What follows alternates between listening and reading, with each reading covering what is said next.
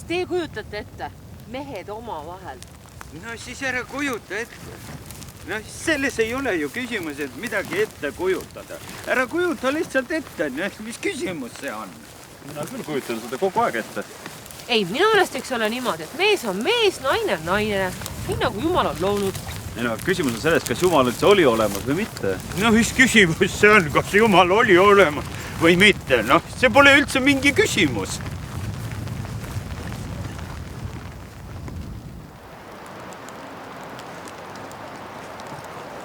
Mulle see hooaeg isiklikult väga meeldib.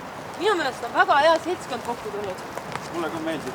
Küsimus ei ole selles, kas meeldib või ei meeldi. Küsimus on selles, kas tehakse järgi kedagi või parem teha ise.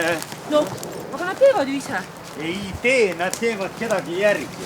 Mul on sellest saatest täiesti suva, ma ei vaata üldse telekat. Küsimus ei ole, kas sa vaatad telekat või ei vaata. Küsimus on selles, kas teed teisi järgi või siis teed ise, noh.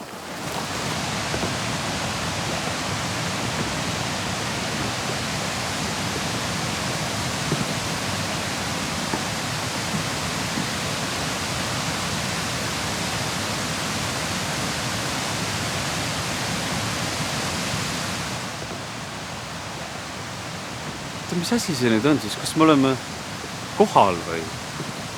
Tundub küll. Mis reis see selline üldse on? Kust me selle reisi saime? Ma ostsin vautšeri. Vautšeri? Jaa, vautšeri internetist nii odav oli. Ja ainult 4 kohteli alles. Ja mina mõtlesin, et meile kuluks küll üks puhkus marjaks ära. Las ma vaatan. Totaalne elamus. Reis ajamasinaga veel inimeste poolt asustamata Eestisse. Saa osa pöörasest seiklusest ning pane alus väikerahvale. Reis ajamasinaga. Ühe otsa pilet. Ühe otsa pilet. Näita. Issand ongi.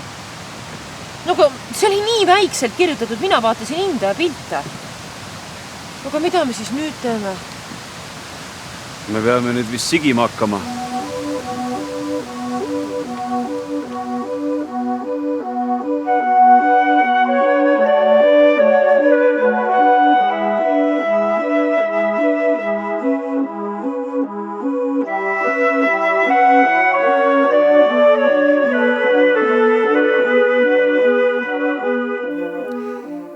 Esimesed inimasustused Eestis tekkisid teadaolevalt umbes 11 000 aastat tagasi, kui mandrijää oli piisavalt taandunud. Vanimaks asulaks Eestis peetakse Pulli asulat, mille vanus on umbes 10 000, 11 000 aastat. Sel ajal valitses keskmise kiviaja küttide ja kalastajate kultuur ehk Kunda kultuur. Kuskil 5000 aastat tagasi, noorema kiviaja lõpus hakati Eesti aladel pidama koduloomi ja alustati vaikselt viljelusmajandusega. 2500 aastat tagasi toimus järgmine oluline pööre. Eestis õpiti tundma rauda ning algas rauaaeg. Hakkasid tekkima talud ja kaitseks rajati linnuseid. Järjest kiirenev areng viis meid 19. sajandil linnastumise ja tööstusrevolutsioonini. Sellega kaasnes tugev mõju loodusele ning sellest perioodist on pärit ka enamus meie lokaalseid ja globaalseid keskkonnaprobleeme. Linnastumine ja tehnoloogia areng jätkub tänini, kuid positiivne on selle juures, et inimesed on märksa keskkonnateadlikumad kui varem ja loota võib, et edasine areng Eesti inimasustuses toimub kooskõlas keskkonnaga.